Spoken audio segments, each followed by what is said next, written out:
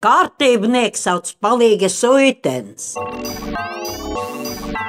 Katru gadu, kad nāk tujāk Jāņi, kārtībniekim liela kreņķi, ka tik nenotiek atkal kāda nelaime. Tā labi vienādi izdomā kādu briesmu stāstu, lai taču cilvēki nāk pie prāta, bet vai tad no viņiem būtu jādomā un jākreņķēs, ka kāds tīši prāt grib dabot galvu? Dažgads atpakaļ Jāņos palīga sauc suitas sievas. Policija mums teica, lai seko viņam uz Siguldas pusi, kur jau viete, to jau neteica, tā mēs varētu kādu nobrīdēt. Brauc, kārtībnieki pazūd no redzes loka, kā vēl savu ēluktur, izrādās, ka mēs jau aizbraukuši policistiem priekš ar lielu gabalu. Necik ilgi šie klāt.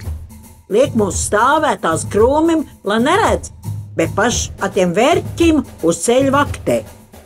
Brauc nu gan viss kā dullu. Ilgi jau nebija jāgaida. Noķēra vienādas japki aplika gālu lielam ķēdēm uz vēdera. Kamēr kārtībnieki tos dokumentus studierēja, suitens dzied.